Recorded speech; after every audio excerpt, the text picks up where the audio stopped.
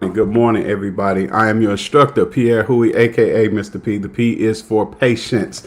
And today is Friday. The P is for practical. We're doing something a little bit different today. We are going to talk about the practical. Now, I normally go through all week, Monday, Tuesday, Wednesday, Thursday, talking about the theory. We correlate the days of the week to the four core domains of the Barber theory exam.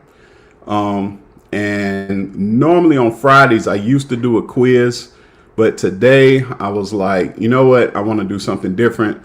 I don't get a chance to really talk about the practical, and that is the second half of what you need to do in the state of South Carolina to be able to get your barber's license. So guess what we're going to do today? We are going to talk about the practical. Now, for my StreamYarders, Facebookers, YouTubers, etc., all right, I'm going to show you the CIB, and we are going to go over some of the things with the CIB.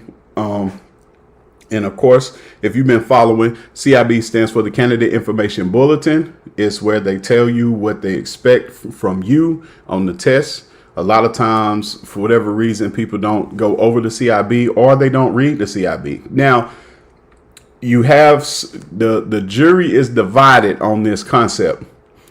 Is it up to the instructor to go over the CIB with you, or is it on you to be looking at the CIB anyway? I say it's a little bit of both. I would be hard pressed to tell you just to study the CIB by yourself, even though it should be your responsibility to look at it and to go over it. I have a lot of people, they don't look at it at all, and that's some bullshit. What's up, Chef? Country Heart, good morning. Brenda, good morning. Elder Melvin, good morning. Good morning, everybody. Good morning, everybody. All right, so let me share this screen real quick. So, present. Sorry, it wasn't already prepared, guys. Share screen. Here we go. All right. Yes, and this is from the NIC. The NIC is the testing agency for South Carolina, or they are the ones that provide the test. They're not necessarily the ones that set up the test and things like that, but they are. The NIC is responsible for the testing content. Okay. All right. So what we're gonna do, we are going to talk about the important instructions. Y'all, I cannot stress this enough. This tends to be the difference between somebody failing or being disqualified from the test and they not know it, and somebody that if you follow these, you already have a leg up on the test. Okay, even if you do some of the techniques wrong or bad, there is a greater chance that if you keep in mind the important instructions the whole way through, you could probably still pass. Okay. Egypt Thompson, good morning. Good morning. Good morning. All right. Do not leave the examination area without permission. Permission must be obtained to leave the examination area for any reason, et cetera, et cetera. Yeah, basically, you got to get permission to, if you got to go to the bathroom or something like that while you're taking the practical, of course, just clear it with them. Don't just walk off. You have, there have been stories. So y'all listen, I've been an instructor for, and I've been officially an instructor for 10 years. I have seen and heard some craziness. All right. Including somebody being disqualified because they didn't ask to go to the bathroom. They just went to the fucking bathroom. No, don't just go to the bathroom. You gotta get permission. Okay. Especially if you leave in the room, you gotta get permission. Another thing too, while we at it, when you go take your practical, don't take a watch. Don't take anything electronic. Leave all that shit in the car. Period. Leave that shit in the car. If it beeps, if it ticks, if it makes noises, all of that good stuff, leave it in the car. All right. All right. Candidates required to bring a supply kit for their own use. Okay. It's the candidate's responsibility to make certain they have a sufficient quantity of supplies that have been properly cleaned and disinfected, and that implements are in proper working order. We're going to talk about this in a minute. Texas, what's up, baby? Good morning. How you doing? All right. The kit will be used during the exam as dry storage and is considered part of the work area. The kit must be kept closed except when removing materials for a particular service. You know what, y'all? I can't wait to talk about these. Let me go through all of them and then we're going to talk about them. Candidates may remove items, supplies, etc. from the kit at any time. However, nothing may be returned to the kit. Next, all examinations are administered in a testing environment. And last, candidates are evaluated at all times. They should have put that in bold too. Continue working until you have completed the entire section or time has elapsed. Let's do these last two. Due to the standardization of the NIC national examinations, proctors and examiners are required to adhere to the following standards. The verbal instructions will be read twice for each section of the examination. And with the exception of verbal instructions or an emergency situation, the proctors and or examiners are not allowed. Oh, we got some more. I'm sorry. Are not allowed to communicate with candidates. All right. Examiners are not allowed to speak with candidates, and candidates requesting information during the exam will be told one of the following statements. Do the best you can with what you have available and do as you are taught. If a candidate experiences an emergency situation, please notify the proctor by raising your hand. We'll get to these other ones, but I want to talk about the first points of contacts, right? All right. You are required to bring a supply kit. So if you don't have a supply kit and they don't see you, if they don't see that you have a supply kit, they're going to dock you points. You don't even know that. You don't even know they're taking off points for that, right? And the points might be on the section about client setup. And you'd be like, okay, how did I mess up client setup? Because you weren't looking at this, okay? Candidates required to bring a supply kit. First, candidates' responsibility to make certain that, listen, y'all hear the language that they're using, right? Required, responsibility, make certain. All right. This is expected of you. Okay. Make certain they have a sufficient quantity of supplies. Make sure you got what you need in there, basically, that have been properly cleaned. Make sure everything you got in there is clean. Don't just be pulling out dirty combs and shit. And disinfected. Do that beforehand. Do that the night before. Do that the week before. Whatever. All of this stuff, do this in advance. Okay. And implements are in proper working order. If you were watching yesterday, we talked about the difference between tools and implements. Implements is your combs, your shears, things without a motor, things that you don't plug into a wall. Okay. Make sure they are in proper working order. It sounds like something trivial, but make sure it's in proper working order. What I mean by that is, do your shears actually cut the hair? You're going to be cutting on a mannequin. So when you're cutting that mannequin and you got these shears that you may use typically for like an afro or typically for like layers and things like that on hair that may be permed or relaxed or things like that. Okay, they probably work fine then, but when you cutting synthetic hair, sometimes you got to make sure your shears are doing the job that it needs to do. Because if you get there and you trying to cut on this mannequin and that hair ain't cutting right, guess what? They taking off points. But again, they're going to look at you and say, hey, you were responsible. It is your responsibility to make certain. I'm just going to keep repeating that shit. It is your responsibility to make certain. Okay. Make sure it's disinfectant, clean disinfectant, in proper working order. Next, the kit will be used during the exam as dry storage and is considered part of the work area. The kit must be kept closed except when removing materials for a particular service. All right. You may not think about it, but let's say you got your kit and you got everything that you need in your kit, right? Meaning you have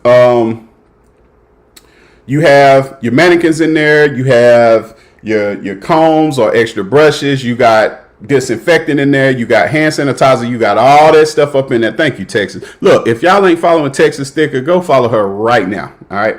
She shows a lot of love. CODM fam show a lot of love anyway. So I appreciate y'all. But go follow her first, and then go follow the rest of the crew. All right. But yeah, basically, if you open it, close it back. You can be disqualified for that. If you open it, close it back. If you have any container in the practical, it's closed. When you use it, when you need to go in there, you open it. After you're done, you close it. If you forget to close it, if you forget to zip it back up, if you forget to take the top, if you leave the top open and you don't close it back, they are taking off points, if not disqualify you. I've seen both of them happen. Okay. Next, candidates may remove items. I'll tell you what, let's highlight it. Candidates may remove items, supplies, etc. from the kit at any time. However, nothing may be returned to the kit. That is a big one, y'all. That is a big one. That's the thing that a lot of candidates will miss and be like, I don't know why they was taking off points. I did everything right for the haircut part. Okay, well, one of the questions is, did you take items outside of the kit? And then did you put anything back in there? And a lot of times candidates will make the mistake. They will put it back in the kit, not paying attention. So they may say, all right, you done with the haircut, or you done with that portion, or time has elapsed, or you finished the cut and you raise your hand, you let them know that you're done and things like that. And they come over and expect the cut. While they're coming over, you're putting stuff back in there, as in the kit. You're opening the kit, taking some items and putting them back in there. Or you may do it after the session is done, or after the section is done. Guess what? They still see that. They still see that. They say on here, on the CIB, nothing. However, nothing. It is highlighted. It is in bold, and it's underlined to say nothing may be returned to the kit. Don't put anything back in the kit. If you take hand sanitizer out of the kit, guess what? It does not go back in the kit. Now it has to stay out. Whatever you took out has to stay out. You can't put it back in the kit. All right. Anything, they're going to take off points. All right. All examinations are administered in a testing environment. That just means whatever place and time that they give you, that's the testing environment. That's where you're going to be. That one's pretty self-explanatory. Last one for the supply kit.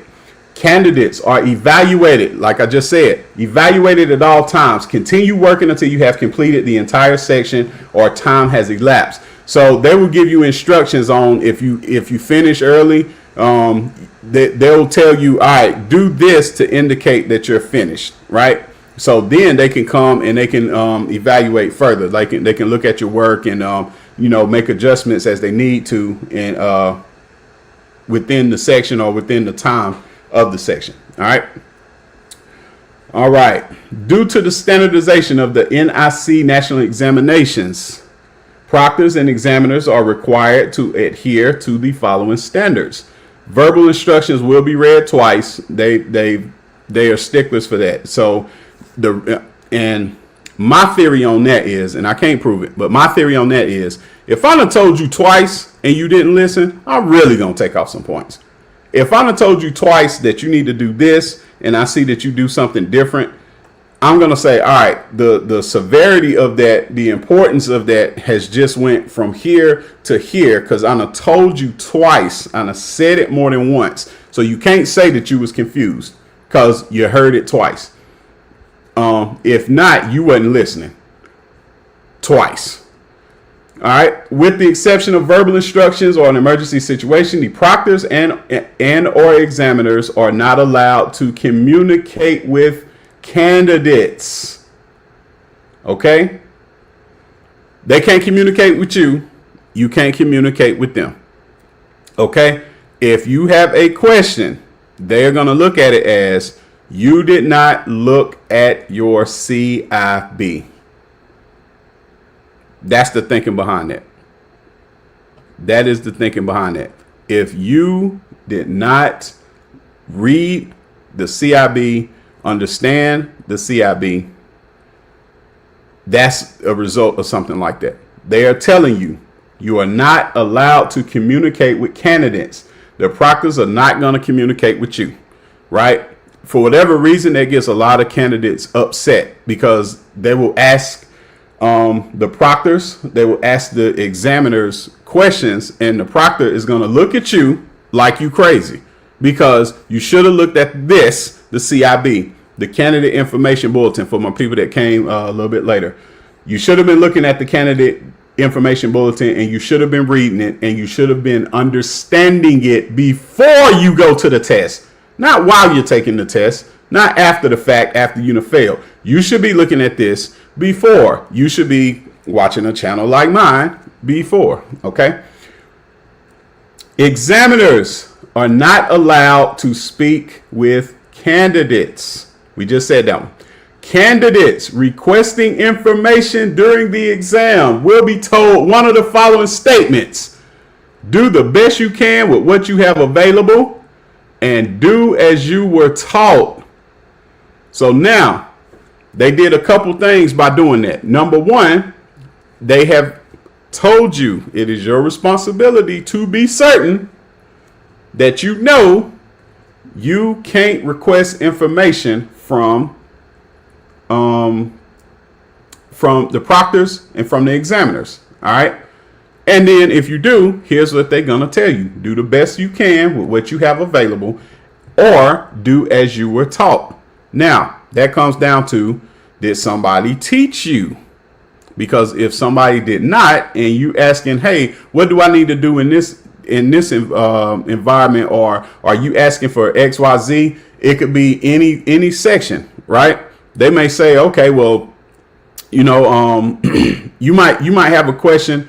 Well, do I need to shave the back of the head for the haircutting section? Well, the answer is yes. Somebody should have taught you that. Okay. They're not going to tell you what to do. They're not going to tell you the process, because you should know already, because you have what? A CIB, which breaks this shit down for you. And all you're doing, if you're asking the question, that means you were not looking at the CIB and you did not go over it. Okay. Now, is it your responsibility? Is your instructor's responsibility? Again, I look at it as both. But here's the thing, candidate. What's up, young lady? Long time no see. How you been doing? If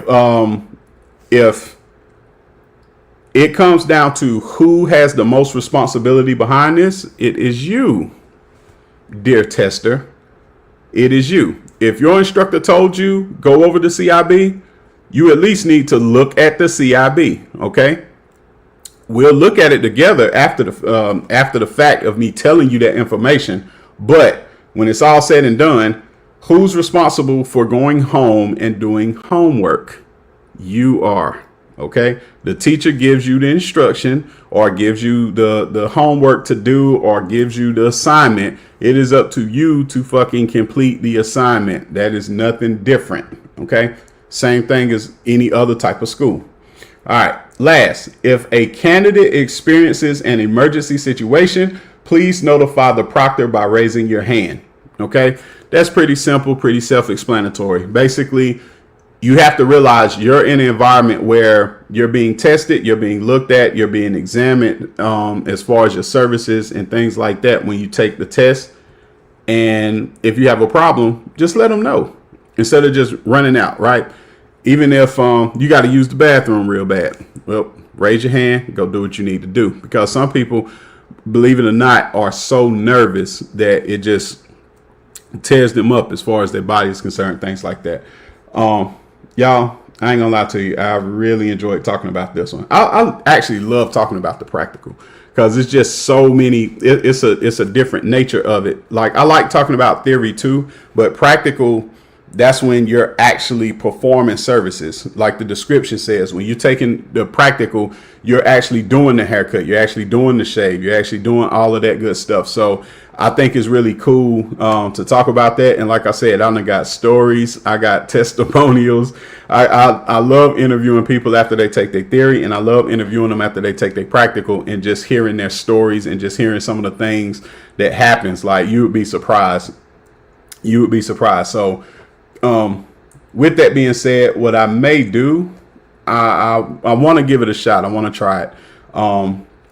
Fridays, we might just save that and just talk about the practical. Like I said, I used to do the quiz for the theory, but what I may do, I may just have to divide it up. I don't know, but I do want to include the practical more, and I definitely want to talk more about these sections because there's more stuff that you need to know, that you need to be aware of. Okay.